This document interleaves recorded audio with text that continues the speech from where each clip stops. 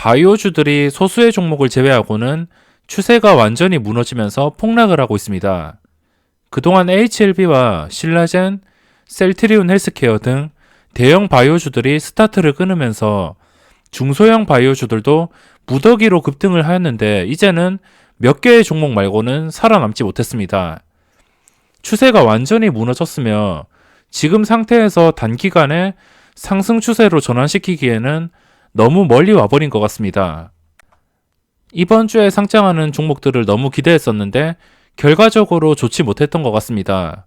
수요일과 목요일날 상장한 3개의 소형주 중에 강한 반응이 나오는 종목이 있었지만 이 변동성이 올렸다가 그냥 순식간에 빼버리는 패턴이기 때문에 멀미가 날 지경이었습니다. 요즘 신규 상장주들 보면 한번 시세 줬다가 다시 제자리로 돌아가는 경우가 상당히 많습니다. 이런 식으로 그냥 상승을 유지해줘서 상승해서 굳히면 되지 이 상승을 유지하지 못하고 그냥 제자리로 돌아가는 패턴들이 계속 나오고 있어서 이 신규주에서 단타가 아닌 이상은 대응하기가 정말 피곤합니다. 수익을 보기가 쉽지가 않았고 이번 주에 처음 상장한 SJ그룹은 기관 투자자의 수급이 꾸준하게 들어오지만 최근에 상장했던 아톤처럼 거래량이 붙지 않는 게 많이 아쉽습니다. 유통 가능한 물량도 많은 편이 아니라서 적당한 매집 이후에 거래량만 터져주면 좋을 것 같은데 반응을 주지 못하고 3거래일째 무너졌습니다. 그래도 기관 투자자의 수급 때문에 아래 꼬리가 달린 상태이고 장중에도 플러스가 뜨기도 했었습니다. 아톤도 똑같듯이 이것도 기관 투자자들의 수급이 강하게 들어오면서 처음에 고점을 뚫어주고선 엄청난 시세를 주었습니다. 5만원을 뚫어줄 것 같았는데 여기서 지켜주지 못하니까 단기간에 한 20% 정도 올랐다가 그 뒤로 거래량이 너무 부족해서 주가가 이렇게 하락을 하였습니다. SJ그룹도 아쉬운 게 지금 거래량입니다.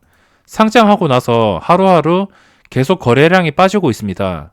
이것도 만약에 거래량이 하루에 50만 주 정도 유지가 되었으면 50만 주가 아니더라도 한 30만 주? 아무튼 이 둘째 날 이상의 거래량이 다시 나온다면은 충분히 이 5만원 선을 노려볼 수도 있습니다. 그리고 현대에너지도 많이 기대를 했었는데 상승해서 완전히 이탈해 버렸습니다. 그러면은 이번 주에 상장한 게 티움 바이오가 예정되어 있고 그리고 이 소형주 3개 이 중에서 우양은 너무 뻥튀기가 심해서 손이 가지 않고 그래도 볼만한 게 상승 추세를 유지하고 있는 코리아 에셋투자증권과 CS 베어링입니다. 이거는 상장 첫날에 윗꼬리가 달리긴 했지만 어쨌든 양봉이 나왔습니다. 그리고 장중에 22%까지 상승을 하였고 거래량과 변동성을 보여주었습니다. 코리아 에셋투자증권도 그렇고 CS 베어링도 그렇고 지금 변동성을 보면은 순식간에 올려주는 경우가 많습니다.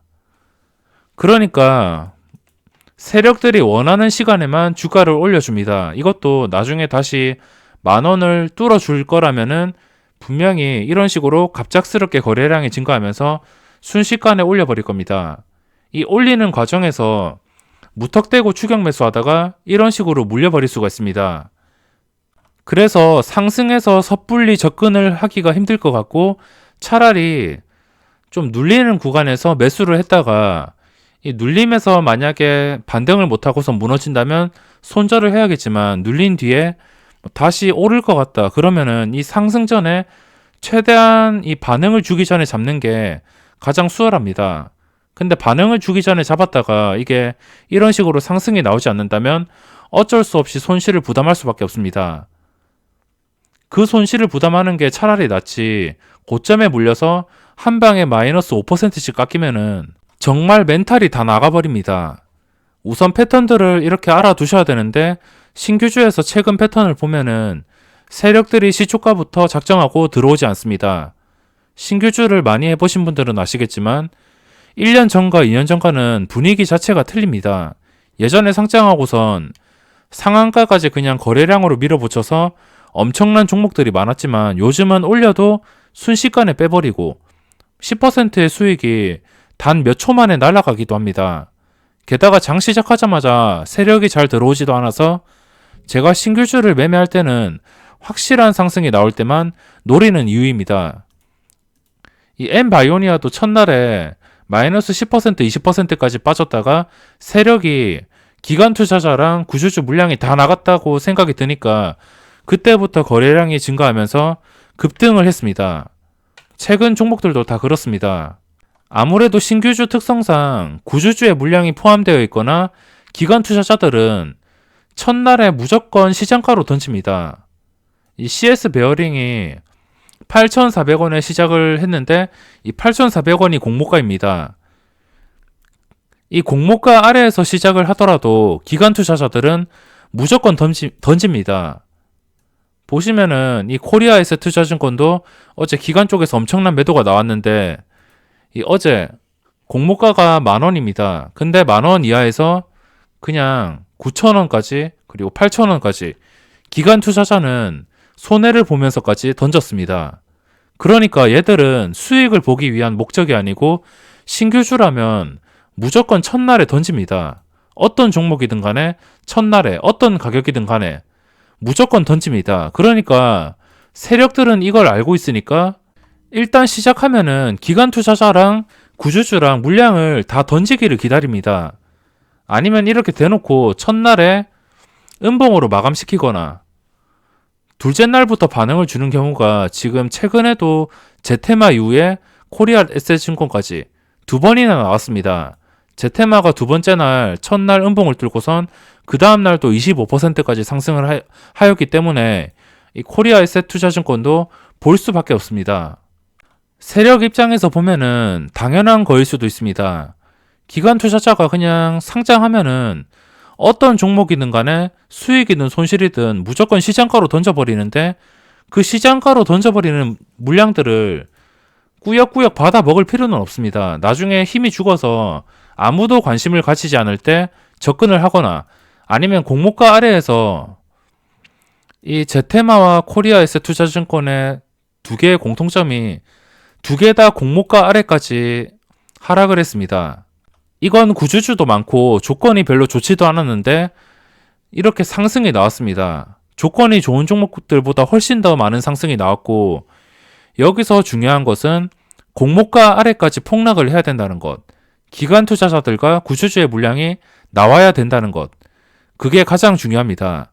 만약에 제테마나 코리아 에셋투자증권도 시초가가 뻥튀기 되었으면은 아마 이렇게 둘째 날에 급등이 나오지 못했을 겁니다. 서론이 길어졌는데 바로 티움바이오에 대해서 설명을 해드리겠습니다. 우선 요즘에 상승하는 이 신규 상장주들을 보면은 올라주는 종목들의 패턴이 거의 비슷합니다.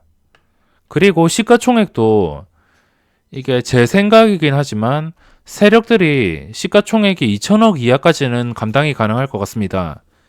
2천억 이상이 되면은 좀 부담스러워서 들어오지 못하는 것 같습니다. 2천억 아래 종목들 한 1,500억까지 이 라운피플도 시가총액이 지금 1,800억 정도 제테마도 시가총액이 1,800억 정도 상승한 상태이지만 1,800억입니다. 만약에 이 종목들이 시가총액이 2, 3천억이었으면 아마 이런 식으로 급등이 나오기 힘들지 않았을까 생각을 해봅니다. 이 시가총액 2천억 이하 범위에 대해서는 그냥 개인적인 제 생각입니다. 시가총액이 2천억이 넘는다 하더라도 충분히 급등이 나올 수 있습니다. 최근에 기관 투자자들이 주포로 들어간 ITM 반도체도 시가총액이 엄청나게 높은데도 급등이 나왔습니다. 근데 이거는 기관 투자자들이 주체가 되어서 올렸으며 그냥 일반적인 눈에 안 보이는 세력들, 이 수급에 안 찍히는 세력들, 이 세력들은 아마 이런 종목에서 작업을 하지 못할 것 같습니다. 티움바이오가 공모가에 상장한다면 시가총액은 2,800억입니다. 확실히 제테마나 그리고 라운피플이나 시가총액이 훨씬 무겁습니다. 여기서 희망 공모가와 확정 공모가가 제테마랑 비슷합니다. 제테마가 희망 공모가가 36,000원에서 48,000원이었는데 확정 공모가가 21,000원에 확정이 되었습니다. 그러니까 21,000원에도 상장을 시킬 수 있는 걸 48,000원까지 불렀다는 것. 이게 그냥 과자값도 아니고 시가총액이 몇 천억 단위인데 범위가 너무 크고 공모가 뻥튀기가 너무 심각한 것 같습니다. 단순히 기관들의 수요 예측 때문에 공모가가 뻥튀기 된다는 구조가 저는 잘 이해가 되지 않습니다. 물론 거기서 전문적으로는 제가 설명을 못 드리겠지만 그냥 단순하게 접근해서 이 기관 투자자들은 어떤 종목이든 첫날에 그냥 팔고 도망가기 위해서 청약을 넣는 것인데 그 기관 투자자들로 인해서 공모가가 뻥튀기 된다는 구조가 저는 잘 이해가 되지 않습니다. 아무리 공급보다 수요가 많다 하더라도 거품이 끼어서 그 거품을 고점에 무는 것은 기관 투자자나 세력이 아닌 개인 투자자입니다. 그러니까 모든 피해는 개인 투자자가 입고 있습니다. 장기적으로 하락하는 종목들 보면 전부 다 이것들 다 개인 투자자들이 처음에 사서 물렸습니다. 처음에 거래량이 엄청난데 그 뒤로는 거래량이 이렇게 안 나온다는 것은 첫날에 사놓고선 그냥 물렸다는 겁니다. 장기적으로 물릴 수밖에 없고 이 물리는 투자자들은 전부 개인 투자자입니다.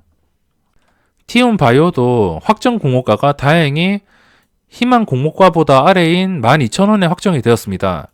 가격은 좋은 상태이고 제테마랑 느낌이 비슷합니다. 물론 제테마보다 시가총액이 훨씬 높긴 하지만 그리고 개인의 경쟁률이 5대1, 기관의 경쟁률이 37대1 이 정도면은 이 확정 공모가보다 아래에서 시작을 할 수 있습니다.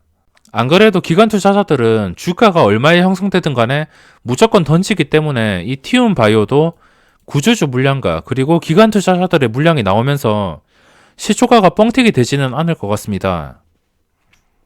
전체 주식수가 약 2,300만 주, 이 중에서 유통 가능한 물량이 약 626만 주입니다. 27%. 유통 물량은 그래도 괜찮은 편입니다. 여기서 구주주들의 물량이 좀 많기는 하지만 376만 주. 이게 시가총액이 좀 크긴 하지만 제테마처럼 첫날에 이런 식으로 좀 큰 음봉이 나온다면 충분히 세력의 먹잇감으로도 활용이 될 수 있습니다. 당연히 시초가에 매수하는 것은 정말 위험한 행동이고 시초가에 매수를 한다면은 어떤 종목이든 간에 기관 투자자와 구주주의 시장가 매도를 견뎌야 됩니다. 이 CS 베어링 제가 장 초반에 봤는데 시작하자마자 좀 매수세가 강했습니다. 딱 시작하자마자 매수세가 들어왔는데 여기서 장중에 마이너스 3.5%까지 이 3.5%까지 기관 투자자가 그냥 시장가로 던지는 것을 확인할 수 있었습니다. 일반 개인이 청약받아서 몇만 주씩 되는 물량을 그냥 시장가로 던져버리기에는 무리가 있고 시작하자마자 그냥 10개의 호가씩 던져버리는 거 보니까 정말 끔찍하게 시장가 매도가 나왔습니다. 티움바이오뿐만 아니라 앞으로도 상장한 종목들은 일단 장 시작하고선 이 유통 가능한 물량 중에 기관 투자자의 물량들이 다 나올 때 하루 종일 나오긴 하겠지만 이 장 초반에 가장 많이 나옵니다. 장 초반에 시장가로 던져버리기 때문에 차라리 이 기관 투자자들의 물량이 나오면서 하락하고선 더 이상 하락하지 않을 때나 아니면 하락한 뒤에 이 주가가 좀 거래량을 실으면서 둘째 날에 반등을 할 때 이런 시점을 노려보는 게 가장 좋다고 할 수 있습니다. 무조건 시초가에 넣으면은 상승이 불가능한 건 아니지만 어쨌든 간에 이 기관 투자자랑 구주주의 물량이 시장가로 나오기 때문에 그거를 감당하기에는 정말 힘듭니다. 그래서 일단은 시작하고선 기관 투자자랑 구주주의 물량이 쏟아질 때 그 상황을 보고선 신중히 생각을 해봐야겠습니다. 티움바이오도 일단 추가해놓고 볼 거지만 지금 관심이 가는 것은 CS 베어링과 코리아에셋 투자증권 이거 두 개가 지금 관심이 가고 있습니다. 물론 신규주가 시장에서 진짜 매매할 종목이 없을 때 많은 수혜를 받습니다. 시장이 이렇게 폭락하고선 시장에서 도저히 매매할 종목이 없을 때 세력들이 좀 많이 내려갔거나 아니면은 좀 좋은 조건의 종목들을 골라서 작업을 하는 경우가 많습니다. 그래서 오늘 이 두 개의 종목이 널뛰기를 하였고 한 개는 상한가로 마감했습니다. 근데 만약에 지수가 좀 크게 오른다 싶으면은 그 크게 오르는 반등 과정에서 다양한 종목들이 시세를 주기 때문에 이 신규주로 시선이 쏠리지 않을 수 있습니다. 신규주는 좀 장이 나쁠 때 수혜를 많이 받습니다. 정리하자면 이 티움 바이오뿐만 아니라 모든 종목들이 장 초반에 기관 투자자의 시장가 매도가 정말 강하게 나옵니다. 아무리 조건이 좋아도 기관 투자자들이 대놓고 시장가 매도를 하기 때문에 차라리 이 기관 투자자들의 물량이 나온 뒤에 승부를 보던가, 아니면은 진짜 확실한 상승이 나올 때 승부를 보던가, 아니면 첫날에 아예 매매를 하지 않고 둘째 날부터 올라서 고점을 뚫어주는 종목을 매매하던가. 이거는 매매 방법이 정말 많습니다. 욕심만 없이 그냥 원칙만 지킨다면은 신규주도 충분히 좋은 성적을 낼 수 있습니다. 그럼 이번 영상은 여기서 마무리하겠습니다.